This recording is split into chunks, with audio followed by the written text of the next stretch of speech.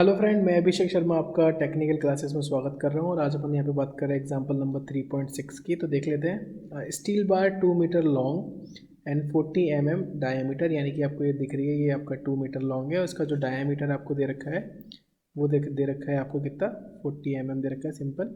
उसने is subjected to an axial pull, यहाँ पे एक एक्सियल लोड लगा हुआ है जो कि 80 किलो न्यूटन का है। Find the length of 20 metre diameter bore.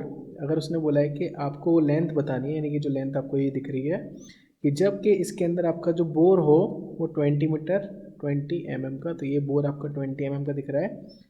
वो कब हो कि जब आपका total elongation should be increase 20%, यानी कि आपका जो 20% एलोंगेशन बढ़ जाएगा तो आपको वो बोर 20 mm का कितना लंबा करना पड़ेगा।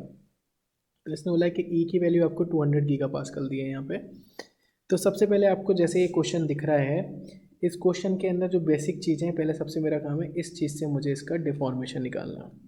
तो डिफॉर्मेशन क्या होगा आपका, change in length is equal P L over A ही होगा।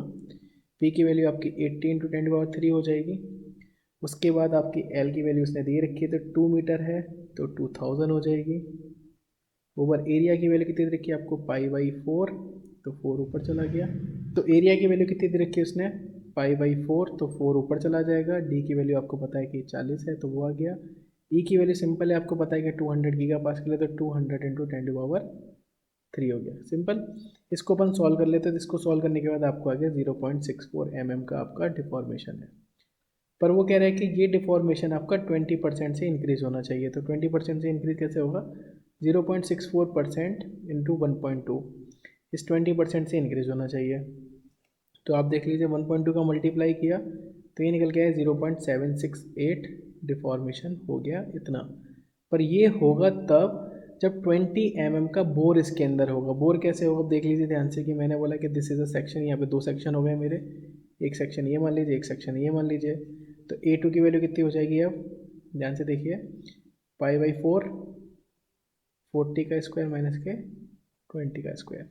तो ये आपको दिख रही है यहाँ पे कितनी वैल्यू आ गई आपकी, 300 पाई। तो ये आपका mm² में हो गया। अब बस आपको टोटल डिफॉर्मेशन की वैल्यू लगानी है। टोटल डिफॉर्मेशन 0.7648 हो गया। इसके बाद P की वैल्यू आपकी कांस्टेंट रहेगी, ओवर E आपका सेम रहेगा। L आपके एक सेक्शन के लिए अगर ये पूरा 2 है तो ये 2 माइनस एक्स हो जाएगा।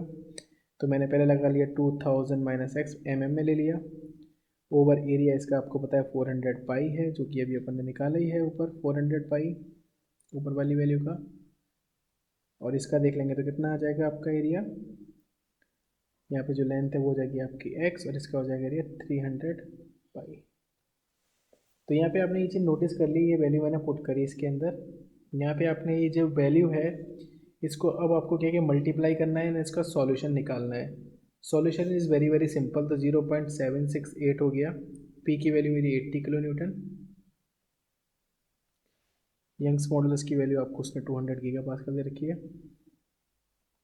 210 3, 2000 minus x over 400 pi minus की एक्स ओवर 300 पाई। तो आप यहाँ पे जो देख रहे हैं बेसिक सॉल्यूशन, लाइक ये जो इसने वैल्यू पुट करी, इसको कैंसिल किया, 0.4 आ गया, एलसीएम लिया, मल्टीप्लाई किया, तो एक्स की वैल्यू कितनी आ रही है यहाँ पे 1.24 मीटर। चाहे आप लिख सकते हैं इसको 1240 mm, तो इसको मैं इतने में लिख सकता हूँ। तो ये बेसिक प्रॉब्लम, पर अच्छी प्रॉब्लम है, एग्जाम में पूछी गई है इसलिए मैंने सॉल्व किया। अगर आपको वीडियो अच्छी लगी है तो प्लीज़ लाइक ज़रूर करना, शेयर ज़रूर करना। Thank you for watching guys, thank you so much.